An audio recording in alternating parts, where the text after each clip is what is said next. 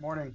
How are you Or today? afternoon. I don't know where you're calling from. So, I, I'm in Kansas City. Yeah, so it's oh, that's morning. right. I did see that on your some of your material Yes, sir. Where are you located? outside Nashville. Okay, excellent. Excellent. Well, hey, thank you so much for taking time out today. My pleasure. Thanks for And having me. yeah, my pleasure, absolutely. And before we get into your life as a writer and this very interesting timeline you've lived, I want to know for the last 3.5 years, we've been through quite a timeline, living through a pandemic. Yep. How did you get through it and how did it change you? Um, well, how did I get through it? I've worked remotely my entire career, so I think the biggest thing that for me that changed was traveling. So I do a lot of speaking, presentations, consulting, some of that kind of stuff. So obviously that uh, s- slowed down and stopped significantly. So that was a bit of a um, took a bit of time to kind of figure that out, and then kind of coming out of that, re-engaging that the audience, the events, the those kinds of things. I think also it was kind of weird to say, silver lining on something that was terrible, but kind of gave me a break, gave me more time to not be kind of rushing, hustling, that kind of stuff, and just start thinking more deeply about things. So, yeah, a couple things on there. So let's get to the essence of what you do for a living.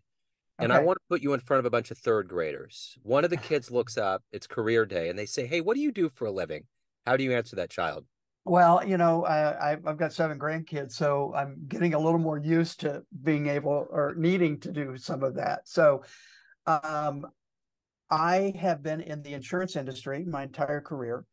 I work with independent insurance agents across the nation, and I help them when they're deciding what kinds of new computer and technology tools they want to use in their organization, either for helping their clients and or helping improve the speed or efficiency of what they do in terms of the work internally. So I And might have then, to write that out and edit that a little more for a third grader, but that was now, kind of where I would start.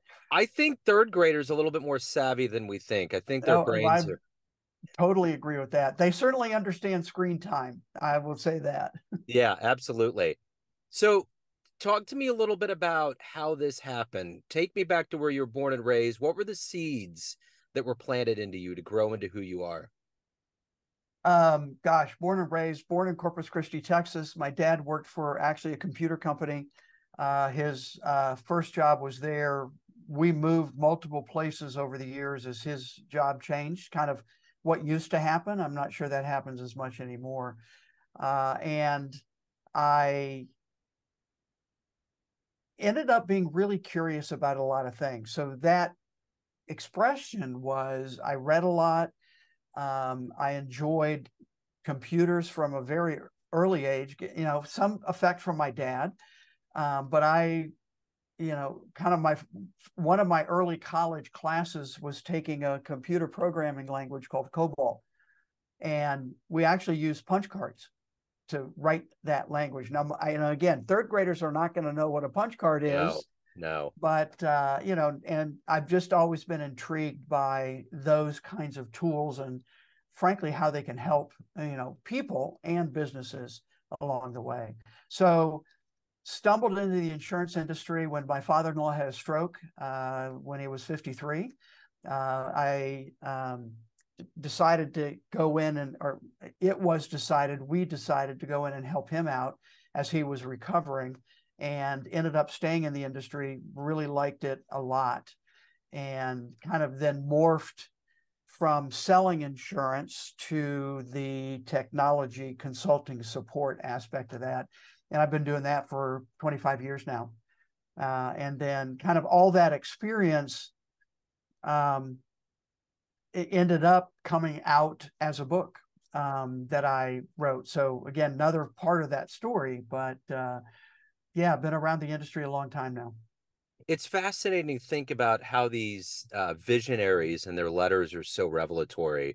And with the Bezos letters, talk to me a little bit about how did this project start and how did it actually come to fruition? What was the timeline? So it started actually because of my work with technology in the insurance industry. There's a industry group, and I was co-chair of a work group, and our goal was to help insurance agents understand emerging technology, new stuff coming. What do they need to know? How is it going to affect them and their business? How is it going to affect their clients? And as I was working on that project, I came to the realization that the biggest risk insurance agents face is actually not taking enough risk. And again, insurance industry, right? We do everything to get rid of risk. We transfer it, we, mitigate it, all those kinds of things. And that's a counterintuitive thought. What do you mean I have to take more risk?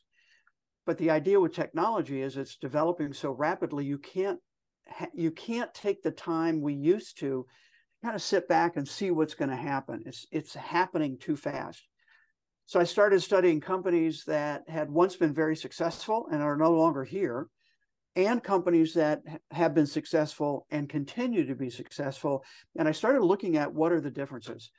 And that's where I came across the letters to shareholders that Jeff Bezos wrote, founder, CEO, longtime CEO at Amazon, and ended up reading them as a narrative. Like, first letter was 1997.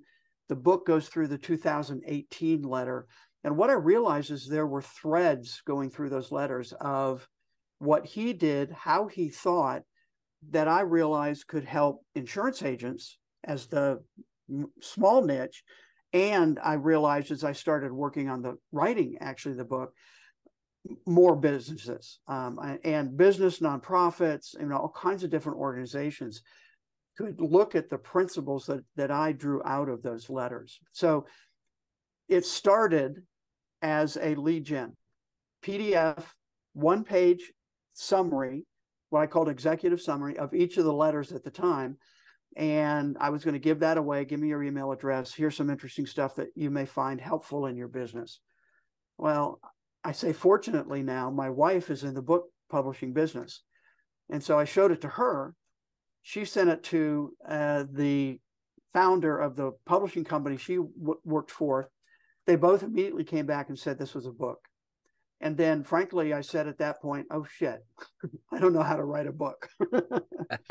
But anyway, that started the journey, probably at least 18 months of kind of concept. People love the idea of digging into the shareholder letters and coming, and principles kind of came out of that. And so it was published, the full title, The Bezos Letters, 14 Principles to Grow Your Business Like Amazon.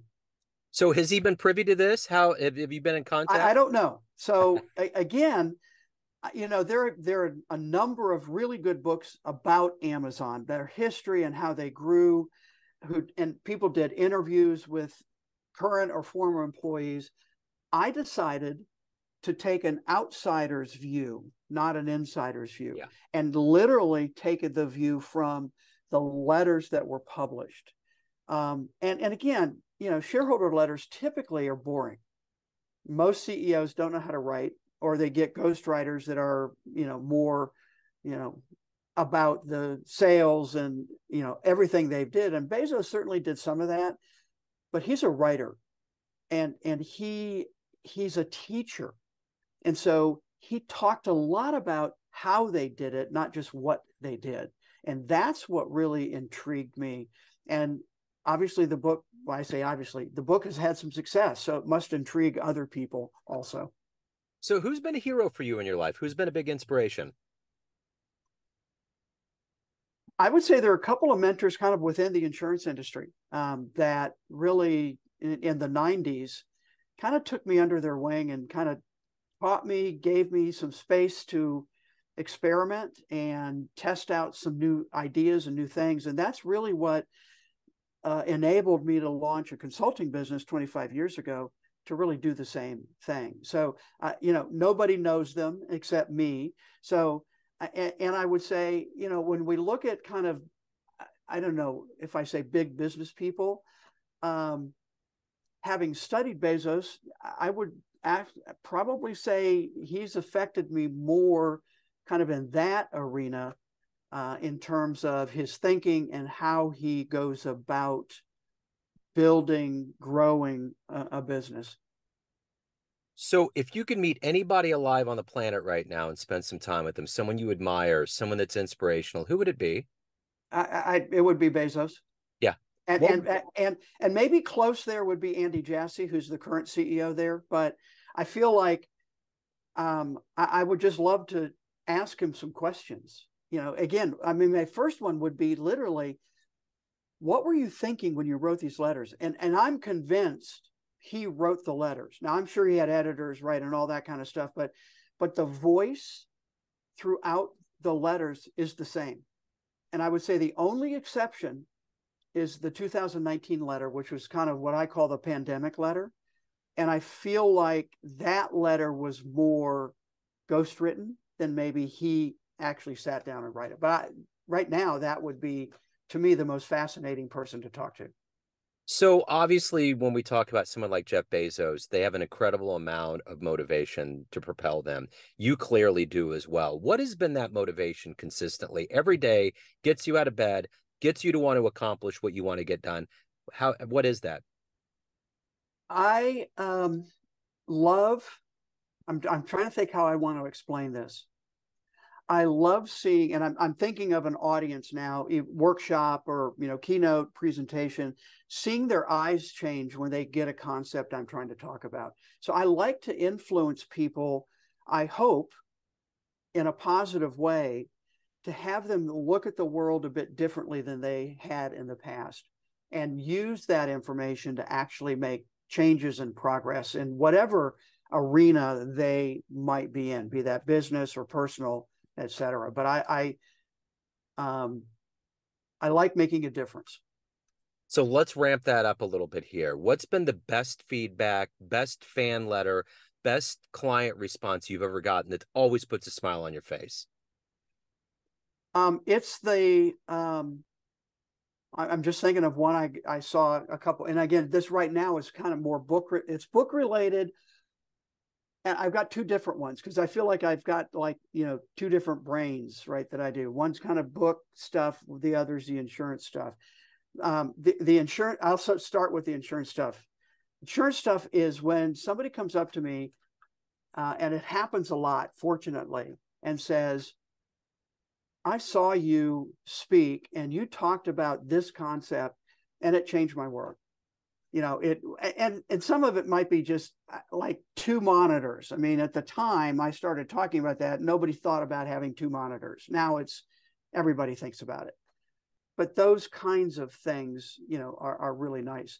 For the book side, literally, I think last week or week before, a random LinkedIn post about the book and key takeaways, on, again, the concepts in the book that resonated with them, that they are taking and actually using. So similar kinds of things, two different expressions of that. But as I said, I'm going to repeat myself probably, is I like making a difference in people's lives and getting them to think differently. That helps them do something.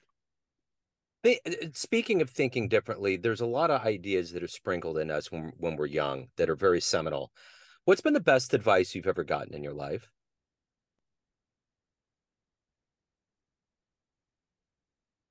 I'm going to go back to those two mentors I talked about. It's advice or freedom. I'm not sure quite how to put that, but it was the idea of go out and experiment, test things, see how they work, and that's been my. It's not a goal per se. It's how I operate. I will test a lot of things, and that's kind of from the book. My very first principle is encourage successful failure, which is this idea in a business that you've got to test things and you've got to experiment. And if you're going to experiment, you're going to fail. And you've got to be okay with that if you're going to move forward. And so the best advice for me is try things out and see. And so as I'm talking, here's the other one. And I know exactly where it came from. The phrase that continues to resonate with me is get comfortable being uncomfortable. Meaning expand your horizons. Don't just stay in what you know, but try something new. And my very right now current expression of that is I took piano lessons as a kid, never stopped, didn't like it. And I've always had, I'm literally for 50 years now, had in my head, I like piano. I'd love to learn how to piano. So I'm taking piano lessons right now, right? And you can tell I'm probably on the older side of most people. It's like, why bother? Well, why not? So Good for you, man. Yeah, that's great. So let me ask you this. If you have a dream tonight, you run into the 20-year-old version of yourself. You can give that young version of you a piece of advice based on the wisdom that you've gained so far. What advice would you give your younger self?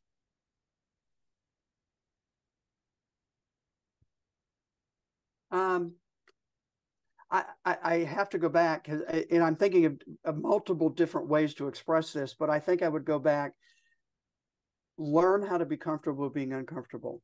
Because I think in my earlier years, I hesitated to do something new because I either didn't feel like knew how to do it, I didn't want to fail at it, I didn't want to look bad, right? Some of those kinds of things. So, and I feel like had I learned that earlier, I don't know if it absolutely would make a difference.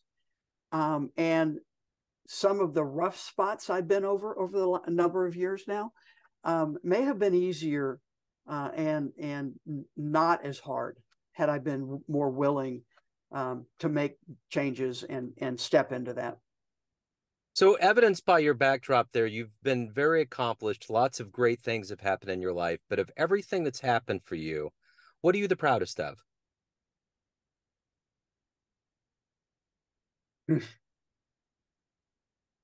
um, I think it's the book.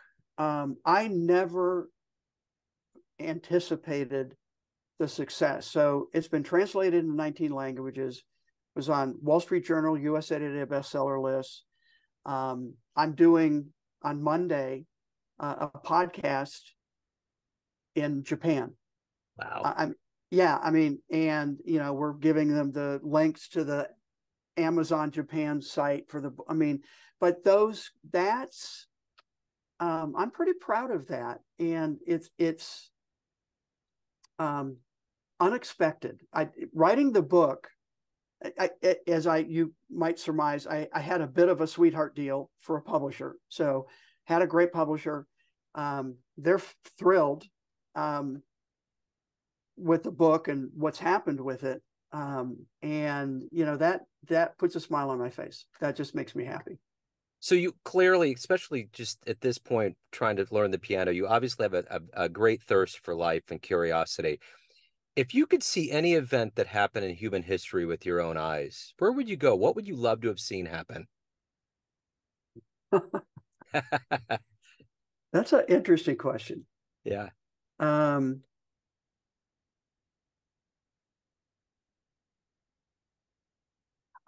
so probably completely different.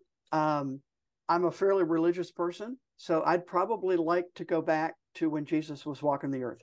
Yeah. Frankly, Yeah. yeah. I mean, all the business stuff is great, and I could probably pick out some of those too. But honestly, that would be. I'm not sure I'd want to live back then, Right. but Right. I'd like to kind of be there and hear and listen, and yeah, that would be really interesting. Yeah, that would be fascinating to witness for sure. So, Steve, everyone out there, you have all these different bubbles that exist in your world, as an author and as a businessman, a family man, friends. but ultimately you drive the show. What is your perception of you? Who do you think you are? I'm someone who's really curious about a lot of different things, and um, I like helping other people understand stuff. I love it. That's, I would say, at my core. Um, I like making a difference. Yeah. And I would say part of that curiosity is always focused on how can I improve things in my world, whatever that might look like. Excellent. So, Steve, if anyone wants to pick up the best-selling book, learn more about you, anything about your world, where's the best place to go? All right, so there's the cover, just so you can recognize that. It's certainly on Amazon. It should be. And probably, so the book site is thebezosletters.com. And there's some additional information there, a little workbook to help you go through. One of the things we did with each chapter in the book is there's some questions at the end of the chapter, because again, I want to focus on change, not just, oh, that's nice. Social media, LinkedIn is my primary platform, and probably you can find me either Steve Anderson or Steve Anderson Insurance, and there's some book information there too. So that'd be the best place. Steve, talking to cats like you always makes me feel better about who's walking around on this planet. Thank you for your passion. Thank you for your integrity. Thanks for taking a minute out today. Joe, thank you for having me. It was a great conversation. I appreciate it. Yes, sir.